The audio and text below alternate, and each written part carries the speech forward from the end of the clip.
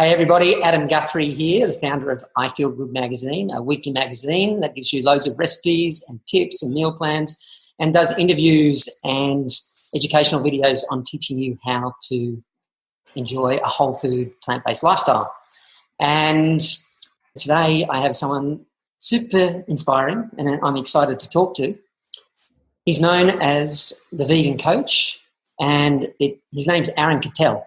And what's interesting about Aaron, he's got 2 degrees, one in sport science and the other one in human nutrition, which makes him a nutritionist and a sports scientist, which, you know, they really know how the body works and they can train you to produce incredible results with health and performance and fitness in all ranges of sports, or even just to lose weight and get a great physique. And Aaron does that. He does that. He teaches people how to eat vegan correctly, and he teaches people how to lose weight and become healthy vegans, and he also teaches people how to build a physique on a vegan diet. So, Aaron, welcome. Thanks for being here. Thanks for joining me. How are you, mate? I'm good. Thank you for having me. It's good to finally catch up with you in the same hemisphere. It's been nice to have the last couple of days at home rather than in London. But yeah, thank you for having me. My pleasure. So where's home, man? So my original home is Auckland, which is where I am now, but I reside currently in London, which I've been for the last 3 years, and that's essentially where the Vegan Coach is set up. I guess in-person training happens there, plus online training can happen from anywhere now. Yeah, you can. It's great. So you've built a business in the vegan space on health and fitness that's location independent. You can do it anywhere in the world. That's the test that we're doing over the next couple of months by moving to Bali after Auckland. Move to Bali for 2 months, see what happens, and then move back to London and then reassess things. So you're heading to Bali. I know you've got a retreat coming up there. That's going to be very, very good. Still got to organise the finer details, but I'm looking forward to it. I guess I'm kind of just looking forward to sharing my knowledge with people in person as opposed to always over the phone or, you know, web chats like this. It's good to always actually have that person-to-person contact. I don't think anything beats that. Yeah, Bali's a great place to run retreats. Are you holding them in Ubud or on the coast? On the coast in Canggu. In Canggu. Used to live there. I lived in Bali for 3 years. So, yeah, it's a great place to live. It's a great place to work. The internet is super fast. Like, I don't know what it's like in London, but in Australia it's not that good. It's faster in Bali. But so, Aaron, tell me, let's start out. What inspired you to go down the nutrition and the sports science route? Why did you decide to do degrees in that? So at school, I didn't actually really know what I wanted to do at high school. I just knew that I was good at sport. I was a sports prefect. I played first 11 cricket, first 11 football, and I was good at science. I was terrible at English. I think I failed my high school English, but I was really good at science and maths and sports. So I was like, well, it makes sense then for me to do sports science. So straight after school, I enrolled to Auckland University, did my sports science degree, which is 3 years long. Probably 2 years into that, I kind of got itchy feet and decided to travel. And I got a job on cruise ships working as a personal trainer. I did that for 2 contracts, which is essentially with breaks about 2 years. So I was traveling from Miami through the Bahamas, the Caribbean, working essentially with Americans, and then again through the Mediterranean and Europe and that kind of stuff. And when I came back, I still had to finish off my sports science degree, but I almost realized that people needed more help with nutrition than they did with exercise. And I think that's super clear now doing with what I do is like you could run a marathon every single day, but if you eat too much food and if it's the crap food, you're not going to get the results that you want. So I kind of learned about that, came back after my cruise ship experience, found it quite hard to get back into the study mode because I've been traveling the world. And yeah, finished off. Cruising around the Caribbean. Exactly. Finished my sports science degree, did my postgrad in human nutrition, which took another year, and then essentially landed my first job, which was in one of the Auckland, business buildings. We call it the Vera building. If you're from London, it's kind of similar to the Shard. It's a corporate building that's got a gym at the bottom, and I was pretty much working there as a PT nutritionist up until I moved to London and then started my own business. Okay, so you left New Zealand, went to London, and then you started. Did you go straight into the vegan No. coach, or were you coaching other without vegan? I started as the transformation coach, which now my brother runs. So he's now in London as well. He's a police officer. He's having a sabbatical from New Zealand Police, and was like, I want to be a trainer because Aaron seems to be good at it. I'll do the short version, which is only a 12-week PT course instead of a 3-year one. And now he has clients under the Transformation Coach brand, whereas I then started, as soon as I went vegan, I started the vegan coach, because I felt like I was being a bit of a hypocrite if I was saying go eat meat to people when I thought they didn't really need it. So that's how the vegan coach started. So this is interesting. What did they teach you in nutrition regarding what we need to have a healthy body? Did they recommend vegan or plant-based diets, or? No, they were very much like, here's a couple of papers on how to be healthy as a vegan, but they kind of gave you the impression that it was not the best choice. It was like, eat this, and it was always going to be, it was kind of like the old food pyramid, which is, red meat or meat and 2 veg, eggs, but not too many, dairy for strong bones, that kind of stuff, like things that we all, in our circles, we know better than that, but still is taught probably at school, that is still common practice in most families. And that is the extent of, I guess, the vegan nutrition education that was taught before I kind of went out there and actually relearned most of it to make sure, because I knew what the body needed. And I just had to kind of be like, okay, well, what does the body need, but where can we get it from that is not animal based? And it's quite easy to figure that stuff out. It's just about applying that education and that knowledge to be a bit more open. Yeah, well, that's right, because, as you and I know, all those minerals and nutrients are all found in the plant kingdom, and all the animals get those nutrients from the plant kingdom, the herbivores, which are usually the strongest animals on the planet. So, but why did you become vegan? You've been taught this way. You probably believe this was correct because an authority was telling you.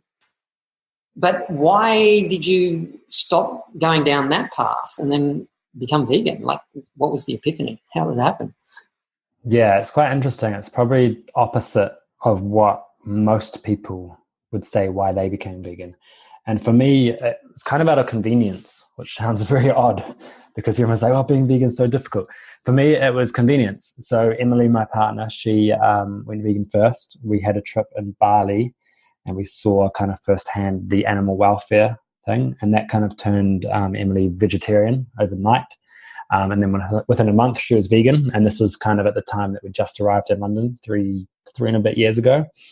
And she would always be the first one home. She would be the one that cooked, and we'd always be having vegan dinners. And I was kind of at that stage, I was always thinking I need, animal protein for muscles. I was training like I used to, and I thought I'd die or shrink or something like that if I stopped eating animal products. But then I got to the stage of, Emily seems to be happy. She seems to be healthy because she's very fit. She does running, cycling, all the Les Mills body combat classes. And, she's always won these competitions as a female. And I was like, well, if she seems to be doing it well, why can't I? And I was like, I'm going to try it for a month. Let's just see what happens. Just try and see what happens. And after that month, I would say that I didn't feel any different. And this is again quite interesting because you always hear of people being like, oh, I'm so healthy now after being plant-based. But I think the reason why I didn't feel that is because I was coming from a place of already being quite healthy. I was still having lots of grains, lots of fruits and vegetables. Meat didn't feature, red meat didn't really feature that often in my weekly diet. It would mainly just have been chicken, fish, and eggs. And I kind of got to this point of being like, you know what, if I can feel the same way as I did when I was eating animal products and not contribute to what eating animal products represents, animal welfare and the environmental harm, I was like, why would I not eat this way? It's kind of like, you can choose to get your food from a place that has a lot less harm, or you can choose to get the food from a place that has harm. I think most normal people, that don't want to cause harm, which should be 99% of the population, would go with the no harm option. And I was like, cool, let's do it. And that is basically how I started. And I then did my research and made sure that, it is healthy, what things I need to make sure I can get. And then that's kind of when I went from the transition of being vegan to, or the vegan coach kind of started, because I felt like a little bit of a hypocrite telling people to eat meat when I didn't think you don't need to. So yeah, it's really, I get that. It would be totally grating on your values, telling someone to eat this and you're not doing it. You're eating a different way, and the benefits of doing it. It would have been pretty hard. So I can see why you made the switch. So really it was, so what you're saying is from Bali, seeing, because I live there, the dogs and the cats and even the chickens and things, it's pretty, it's in your face. You see there's a lot of cruelty there and a lot of animals are suffering. So that stirred some emotion in you to not want to create any harm? I think it stirred more emotion in Emily, to be fair, because I still was in that mindset of most males and most people were kind of a little bit ignorant. But then as soon as I tried being vegan for that month, I was a lot more aware of what was happening. And I was kind of like, why do we need to kill these animals when we don't need to? Like, we can still eat and be healthy, and not killing them. Like, the way that I put it is I'd never go up to a domestic animal, like a cat or a dog, and kick it or punch it or anything like that, which most people won't. Yet when we choose to eat beef, we're asking somebody to do a lot worse to another animal. And I'm like, well, I would never be able to kill a cow myself. I would never be able to punch a cow in the head myself. So why would I ask other people to do that? Yeah. Especially when there's a better way. And, you could have that argument of, cows aren't on the same level as a dog. And I'm like, well, why not? It's like they're both animals. Pigs are more intelligent than cows, are more intelligent than dogs. And yet we hold dogs in a higher respect than all the other animals because they're domesticated. But they still have feelings. They still feel pain. So why would I want to kind of inflict that onto, other animals? Yeah, totally. So you decided to go vegan. It's really interesting you're saying there, it's like you started to see the world differently, to see the pain and suffering that was happening. Every time I speak to somebody, it always ends up this way. People start to eat plants and stop eating the animals. And all of a sudden, it's like their consciousness rises and they see the world totally differently. And they all of a sudden see that there is pain and suffering from us eating these animals, and we don't want to partake in it anymore. But it seems to only happen once we start eating the food. Some people see it beforehand, but others, they come into it from a health point of view or a performance point of view, and they start to eat this way, and then all of a sudden this consciousness rises and they see the damage it's doing to the planet and they see the pain and suffering. And like you, I'm the same. I just think, why would you want to eat any other way, when you can eat in a way that creates no pain and suffering for yourself, if you do it the right way, put some minimal impact on the planet, and, it's kind to every living being. So I applaud you for that. So what were the concerns you had, like from a nutrition point of view, making that switch? I think the main thing was obviously the protein. Where I get the protein from. That's a good question, by the way. Isn't it interesting? We all get it. Where do we get our protein? And I actually, and every, us vegans and plant-based people go, oh, not that question again. But I actually get quite excited about that because it's everybody's first question when they start to get interested in going down this path. It was yours, obviously, and it was mine as well. So tell us about it, the protein journey.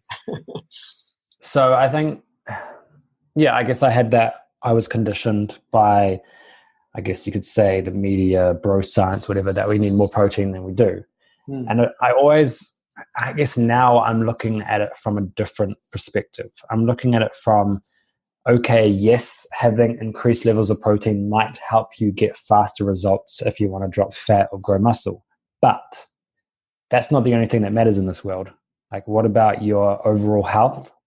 What about your convenience and being practical? And what about just the number of, the grams of protein that you need to avoid a deficiency? So there's all these different ways of looking at it. And whenever someone says, how much protein do you get? Or I'm struggling to get enough protein. I'm like, how much do you actually think you need?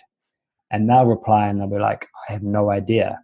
And I'm like, so you're concerned about something you have no idea you need to, that you don't know what you're getting. I was like, look, you only need 50 grams of protein a day to survive.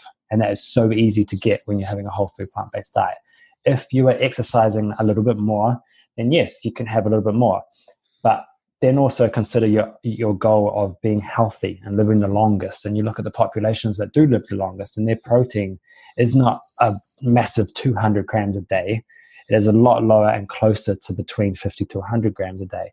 And think about where it's getting, where they're getting it from, which is your plants, as opposed to the animal protein, which contains all the other nasties that kind of come as a byproduct to it. So I usually just say, when people say, where do you get your protein from? I'm like, well, same place you do. I just miss out the animal. You don't actually need as much. You don't need as much as protein as you really think you do. And they're like, well, I actually don't know how much protein I need. I'm like, look, if you're focusing on health and you want your life to be easy, then just have about 70 grams. If you're really, really focusing on bodybuilding, then yeah, have more. But please consider X, Y, and Z before you do all these other things. Now, is there a difference in so you're saying 50 grams of protein? Is that across the board with everybody in general to survive? Or if you are a heavier body weight, if you're a bigger, taller guy that naturally in your BMI could be 80 or 90 kilos, as opposed to somebody that naturally is in their 70 kilos, does it make a difference, or is it's okay everyone just eat 50 grams of protein? I think, yeah, if you're bigger, you'd need more. It makes sense that it would do that, but it's not like you need to double it. And I think as well as, if someone that is 100 kilograms and healthy and eating, the amount of calories that they need to eat to just maintain their body mass, if those calories are coming from whole plant-based foods, all those foods are going to have protein attached to them. So it's not like you have to pay much attention to, am I getting enough protein? Because someone that size is probably going to have 3,500 calories. And when you have 3,500 calories, you're going to get the protein from 3,500 calories worth of food, as opposed to, a female that wants to lose weight and is a lot smaller, who's maybe only on 15 to 1,700 calories. That's going to be a little bit harder to have a high level of protein. And that's when you might need to be like, okay, just, make sure you have whole grains with this and a little bit more beans and legumes with that. But yeah, it's definitely overhyped. Like, we don't need as much. Most people just want more. And they think, what's the worst case scenario? Like, I always ask to people, I'm like, oh, but my CrossFit coach told me I need 120 grams of protein a day to hit my goals. And I'm kind of like, okay, what happens if you only get 100 grams per day? Like, what's the worst that's going to happen? Are you going to die? No. Are you going to have your hair fall out? No. You might get your result of, bench pressing 150 kilograms by 1% difference. Like, it's such a small thing that people focus on. And if your goal is weight loss, if your goal is to get more muscle, they need to focus more on the calorie intake as opposed to the protein intake, because you could be perfect with your protein, but if you're still not eating the right amount of food, you're not really going to get your goal. And that's the thing. I think that's a massive thing that people that are struggling to lose weight get wrong, is that they focus so much on the protein. Yeah, well, they focus so much on the protein. But you have to remember, every time you eat protein, you're eating energy. And if you're trying to be in a calorie deficit, or you're trying to hit some kind of food energy amount goal, you're eating more food. And realistically, the number one thing that matters is how much food you're eating. And if you get that right, that's the key thing. Eat the correct amount of food. If your goal is weight loss, eat the correct amount of food. Doesn't matter if you have too much protein or too little, eat the correct amount of food. Number one rule. Yeah, it's interesting. A lot of people naturally lose weight when they start a whole food plant-based diet. And you can eat a lot of food. Like, I've got a program that we run. I just teach people how to practically, prepare plant-based meals the way I learn how to do it to reverse disease. And, we've had some pretty amazing results. People have just started eating this way and introducing these foods, and they've reversed type 2 diabetes, and their blood pressure has dropped and cholesterol drops. Their doctors have been taking them off meds. But one of the big things is they lose a lot of weight, and they can't believe how much weight they lose with the amount of food they eat. They said, we're eating more than we ever have. I mean, it's the calorie density of those foods. Tell us a bit about that. Like, why can you eat more plant-based food and still... Well, I think it comes down to, as well, before we even get into that, is the difference between someone being vegan and someone being plant-based. And I think whenever I talk to people, I want them to be a plant-based vegan, because there are people out there that are just vegan for the animals, which is great, but then they don't care about their own health and they just eat processed vegan junk food. And I'm kind of like, why don't you care about your own health? If you care so much about the animals, if you are healthier, you're going to lead by example, and you're going to live longer and live a higher quality of life to share your message with other people. So I think anybody that is vegan should be looking after their health and making sure that their diet is at least 80% whole plant foods, and then maybe 20% for their like mental health or happiness of, maybe the vegan junk foods every now and then. So vegan foods are obviously, or plant-based foods, are lower in calories because of what they tend to be made up of. High fiber, usually if you think about the 3 macronutrients, you've got proteins, fats, and carbohydrates. And usually they're mainly carbohydrates, some protein, obviously, and then a little bit of fat. And fat is an interesting macronutrient because it contains 9 calories per gram of that fat versus the carbohydrate or the protein source, which is only 4 calories per gram of that. So essentially something that is higher in fat has got more than double the amount of energy in it than something that is not so higher in carbs or protein. And if you think about the highest kind of fat foods that humans eat, like in the plant-based world versus the omnivore world, is its animal products. Meat, dairy, eggs, all that stuff is high in saturated fat and therefore higher in calories. So you've got something the size of a golf ball, like a piece of steak, which is going to have a lot of calories compared to anything else really that is that same size. Like to eat 100 calories of beef would probably be a golf ball sized piece of meat versus 100 calories of broccoli, 100 calories of beans, 100 calories of anything else that would be a plant-based version. It's going to take up a lot more space in your stomach because it's got more water content, it's got more fiber, and it has a lot lower fat in it. And then essentially you eat that stuff and you're like, oh, I'm feeling kind of full, but technically you're getting a lot less energy in compared to if you were eating a piece of steak and then the vegetables afterwards. So therefore you lose weight because there's less energy because they're not eating a high fat diet, less calorie. Yeah, and exactly. They're eating more protein and carbohydrate with the fiber, which gives the volume.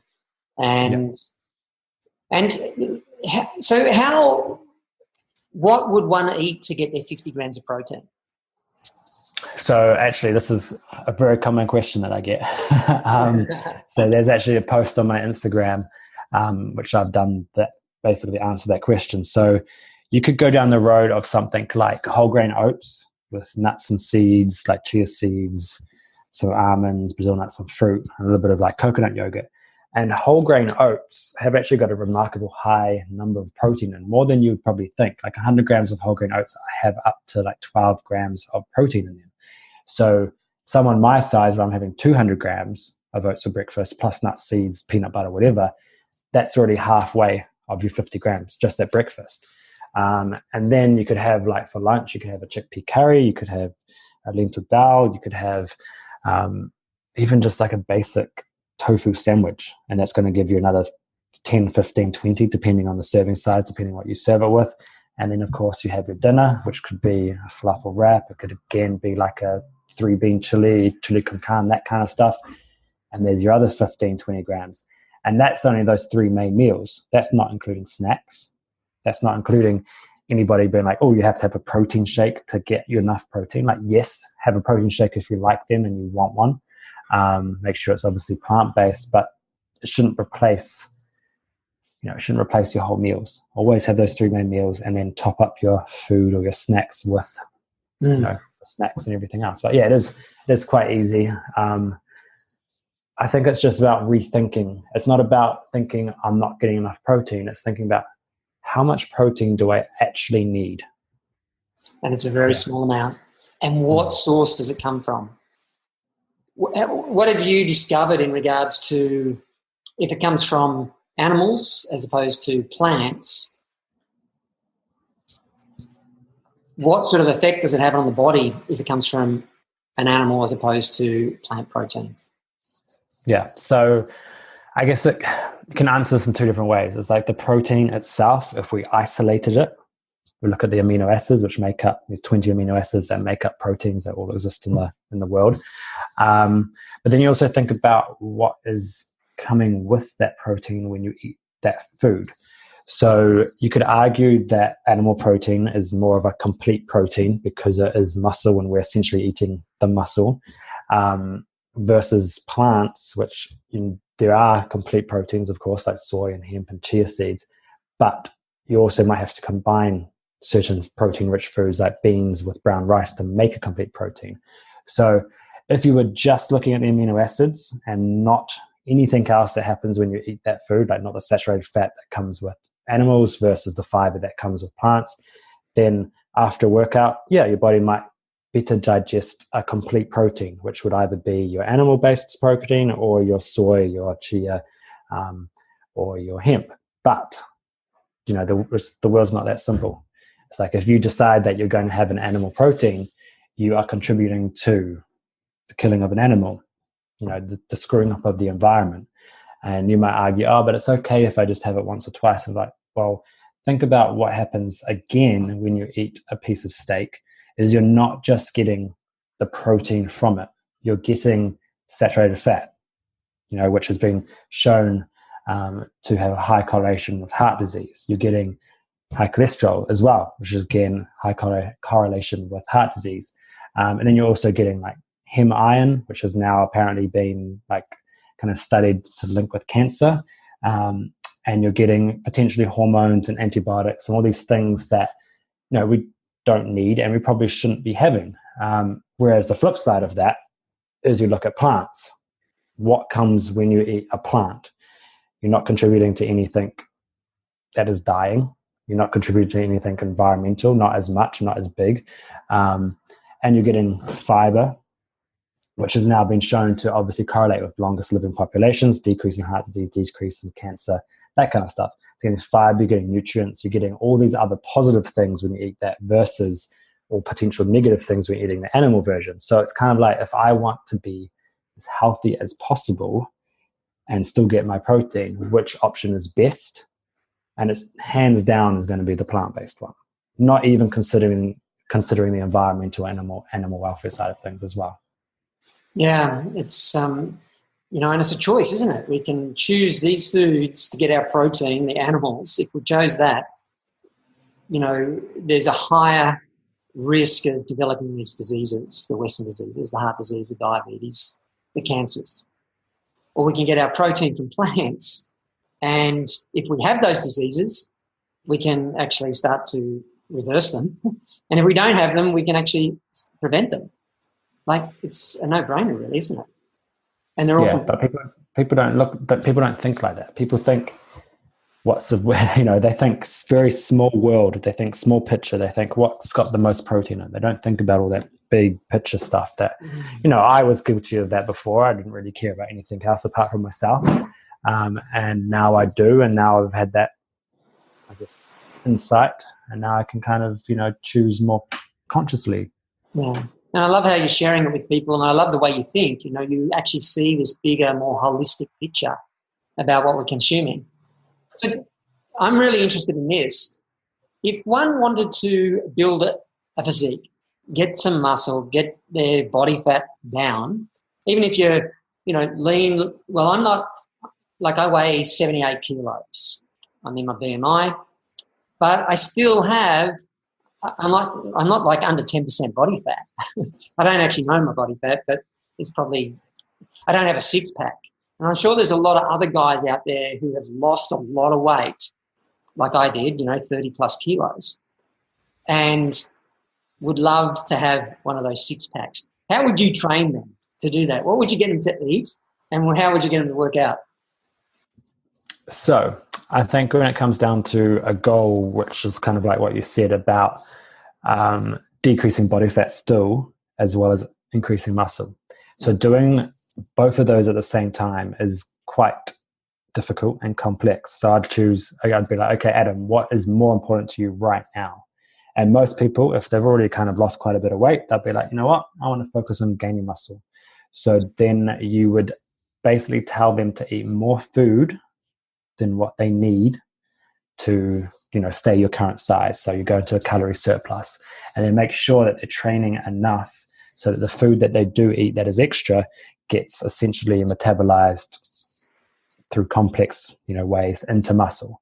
Because essentially, if you're eating too little and then training really hard in the gym, your body's going to prioritize the food that you're eating to get your body, working the way it should. And then if it's got any food left over, then it's like, oh, now I can repair the muscles. It's not really focusing on the muscles. It's focusing on using the energy to, get your internal organs to function, your brain to function. It doesn't care about if you have a six pack or biceps. It's like, if there's some food left over, if you're not exercising, it will be stored as fat. If you are exercising, it will be put towards growing the muscle stronger. So it's about eating more food than what you need. So a calorie surplus, training properly, which is progressive overload, which essentially means when you go to the gym, you need to be doing the big movements, your deadlifts, your pulls, presses, that kind of stuff.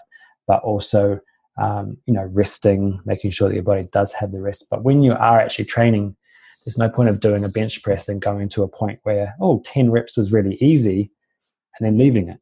You need to push yourself past a point where I can't do 10 reps. I get to 8 and I can't do any more. That is where you kind of want to be. Okay.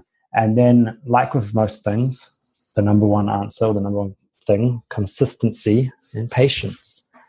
People think you're going to get a six pack overnight, or you're going to drop fat overnight. It doesn't really work like that. No, it doesn't. So, the average, I think, for someone, muscle gain for over a month is supposed to be something like 1.5 kilograms of pure muscle a month. So if you really want to put on 5 kilograms of muscle, you're going to have to be doing this kind of stuff for a long time.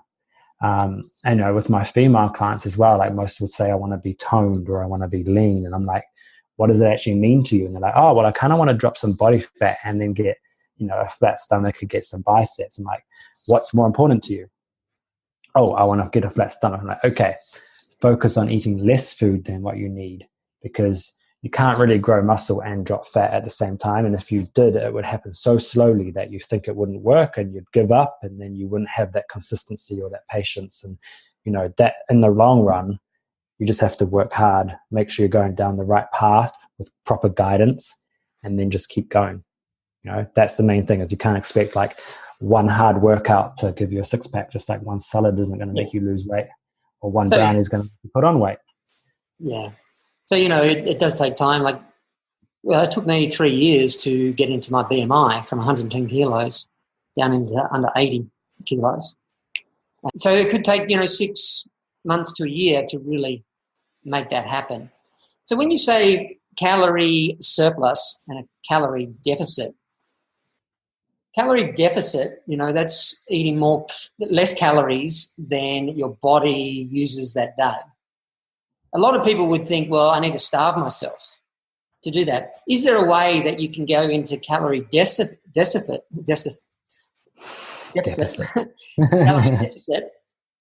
without starving? Yeah, of course. So there is the practical sense, and then there's the sciencey way. And there's always a crossover between what is practical and what science says with everything. And this is why I think, even the greatest researcher can't help somebody lose weight, because they forget that there is a practical side to things. Like in theory, everybody knows how to lose weight. Exercise more, eat less food. But that is very hard to, apply if somebody's got social occasions, habits, work, a budget, all that stuff. So, when people say calorie deficit, they think that they have to count calories. They think they have to use MyFitnessPal to look up foods and scan barcodes, which sure, you can do it that way, but you don't need to, because that, again, is a pain in the ass. And you want to enjoy your life. And if you're not enjoying your life, or you're not enjoying a program that I give someone, then the people aren't going to do it. You have to have a way of finding something that works for you, that you enjoy long term. So yeah, coming back to your question, if somebody needed 2,000 calories to maintain their current state, calorie deficit would mean eat 300 less a day. 300 less a day is less than a cup of rice. So, if you're having a tofu stir fry with heaps of vegetables at night, and you'd usually have rice with it, you can swap that rice for cauliflower rice, or you could just not have the rice. Or it could be something as simple as, swapping your Coke that you're drinking to have like water with some flavoring in it. It's these small little things that people don't really think of, that it all adds up. It's like swapping peanut butter, a tablespoon of peanut butter twice a day for a tablespoon of hummus. It's all those little things. And, if you put yourself into too much of a calorie deficit, you're going to have a pretty crap time, because you're going to be low in energy. You're not going to enjoy, life in general. You're not going to have the energy to meal prep, and you're not really going to want to do anything. So it's about finding that balance. And that's why, you need to be consistent. And I guess added to that is, you can work hard Monday to Friday because you're in a good routine, and you go out and get drunk on the weekends and go eat a pizza, and you undo all of your hard work. So, being in a calorie deficit means being in a calorie deficit, not just Monday to Friday. It means at the end of each month, have you consumed less calories than your body expended? And, the other side of that as well is, fine, eat the same amount of food that you're currently eating. Don't change that. Maybe just exercise a little bit more. Walking 10,000 steps a day is a calorie burn of about 500 calories. So if you changed nothing, but just walked 10,000 steps every day, that would put you essentially into a calorie deficit, and you would lose weight that way. So there's different ways that you can do it. Technically, if somebody said, I've tried all of those methods, I need to count calories, and I'm like, yeah, sure, you do need to count calories for maybe 3 or 4 days, see what the right amount of food feels like to eat for you, and then repeat that and do it that way. Yeah. And, if you go down the whole food plant-based route, you can still eat a good volume of food with low calories. So you can 100%. Feel more satiated rather than doing it, down the meat path. I suppose you'd only be eating small portions of food. So more dense in calorie. And you'll feel hungry and have a really hard time. Yeah, added to that as well, and I think this is really, really important, because, you have people that have been told that carbs are bad, or you can't have your favorite food, or that kind of stuff. And it's like, no, you can have whatever you want to eat, but just eat less of it. Instead of having 2 brownies with dinner, have 1 brownie. Instead of having, 2 packets of crisps, have 1 packet. It's not about cutting out your favorite foods, because, if somebody told me, or if someone said to you, your favorite food is chocolate, you can't have it for 6 months because you're trying to lose weight, that's not really going to work. They're probably going to eat it anyway, and then feel bad when they eat it. So whenever I have a client that comes to me and I'm like, what is your favorite food?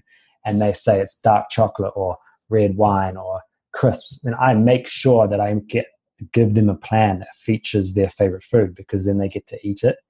They feel like they're still enjoying life, and they get their result, which I think is really, really important, because, people are still going to eat their favorite foods, whether they tell you as a coach. And if it's taken away from them, they feel deprived, but they also then get this craving for it. What I found, though, is that the more people eat the plants, the less of that junk food. Once they start to get nourished with all the nutrition that's in plants, that junk food is unappealing to them as much. Have you found that? Yeah, 100%. I think for myself as well, because I had a massive sweet tooth as well when I was eating me too. Animal products. Dairy products, that kind of stuff. You feel like fruit just tastes better. Like, why would I eat something artificial that is sweet when I can eat something else that is just as sweet but is going to give me better benefits. So it is, it's very interesting, like fresh fruit that's in season. Like we've got stone fruit that's fresh at the moment in New Zealand here, and like this is amazing. Or grabbing a punnet of blueberries. I'm like, this is better than most other things that I could get that's in a packet. So eat all of these instead. Yeah, man, and you're about to go to Bali, and you're going to end up with some beautiful fruit over there, papaya and pineapple and mango, favorite food. You got dragon fruit, it's going to be amazing. Some really good stuff. Mangosteen, hope that's in season for you. I'm not sure if it is at the moment, but if you've not had mangosteen, try that out. It's incredible. We'll find out. So another question I want to ask you is, everyone talks about, especially in building a physique world, is macronutrients, your proteins, your carbs, and the fats, and the percentages that you should be consuming those in to build muscle. Is that a load of rubbish, or is there something in that? And what percentages should they be if there is something in it? Yeah, I think there definitely is merit to it. Bodybuilders, they hit their macro targets and they get really good results. But again, it comes down to what is practical and what is viable when it comes to, we're not all bodybuilders. We're not professionally paid athletes where we can just count our macros every single day and not have a job and not have kids. So if you manage to hit your macronutrient target, then you'll get a better result. The problem is people don't hit their macronutrient targets. They find it difficult. They find it interrupts their quality of life. They start to have a bad relationship with food. They get obsessive over it. I don't know if you've ever used MyFitnessPal or something like that, and trying to line up your calories, your proteins, your fats, and your carbohydrates is a real massive pain in the ass. Like you have to be really good at that, and you have to be very disciplined. So if somebody manages to consistently hit those targets that are given to them by a professional, then they'll get good results. But practically, it's very unlikely that they're going to hit those. They're going to fail, and they're going to feel like a failure, and then they'll probably go the complete opposite way. So it's not about what is the best way in terms of what science says. It's also what's practical in the real world. So what I would say to most people is figure out your calorie goal, hit that. You're going to get 90% of your results, because not everybody's a bodybuilder. No one's a bodybuilder, really, if you think about it. Everybody just wants to lose a little bit of weight, get a little bit of muscle, and be happier and be more confident with that. So I'd say hit your calorie goal, be consistent, and then if you really want to count a macronutrient, count your protein, because not because you need that for muscle and high levels, more because it's more safe, like it's more filling. So if you have that as your snacks, if you have that with every meal, that's going to help you stay fuller for longer. That's going to stop the cravings. That's going to give you, slightly faster results with your muscle and your fat burning. And then that's it. And then basically make sure you're getting enough fat, as in the minimum amount needed, and the rest can be carbohydrates. So in terms of what that would look like if we're doing a proper macro split, it could be something like 20% would be protein, 15% calories from fat, and the rest, which is 65%-ish, would be from carbohydrates. Which is very easy. We want a plant-based diet. Yeah, but adding to that is like we're humans, and foods do not come in separate three groups. Like foods come complete. Foods come with each of those, and we should really think about eating food as it is and not just looking at it as a carbohydrate, a protein, or a fat. Think of food as a mango. Think of food as tofu. Think of food as rice, not carbs, bad, protein, yes, fat, I don't know. Like we're so conditioned to think of things other than food, and it's kind of like, why don't we just eat what we want and, eat it in the right amount? Absolutely. That's really interesting what you said there, because, I teach that, nature hasn't got it wrong.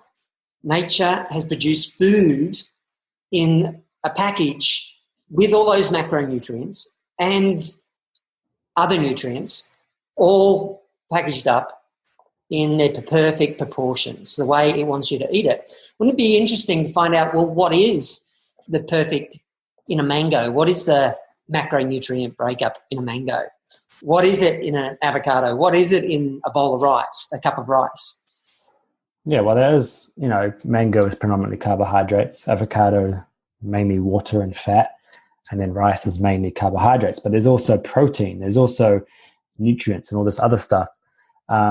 So yeah, it is interesting when people are like, oh, I just need protein and fat. I don't really care about this or that. And I'm like, but that's not how we've eaten from when we began as humans. We never just think of it this way. And that's essentially got massive, consequences, not only on, the way the body works, but also like the psychology of the person trying to do that. We have so many people that struggle with mental illness and the food, related disorders. And it's because of that way of thinking that's being pushed through into the media and stuff. It's like, just eat healthy food. It's not as complicated as people make it seem. Eat the way nature hands it to us because it was designed that way. And that's the correct proportions that we should be eating in those macros, which is, that's quite an interesting concept and a practical concept. It makes it easier to just eat whole food, plants in the way nature hands it to you. And you do good for the planet, you do good for your body, and it'll all work nicely. The world happy. You mentioned there something about the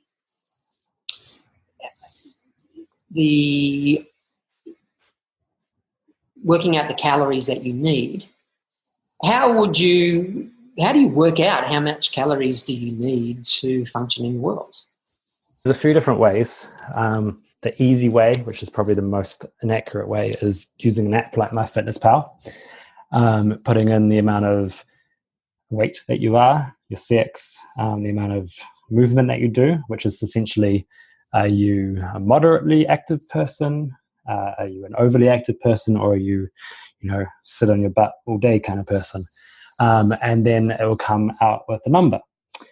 So that is, probably margin of error by 20%, depending on how much exercise you do.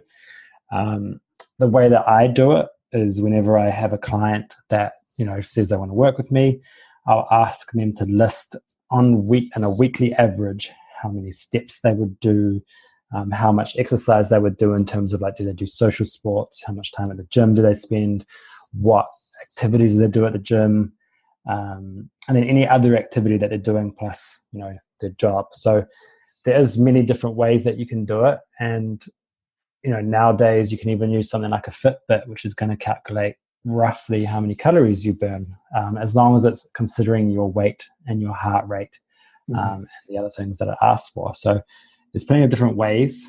There is another way in terms of how you can do it. If you haven't changed your weight, in years or months, you can just track the food that you're currently eating for a week. And then that will kind of say, okay, well, obviously you're not putting on weight or losing weight.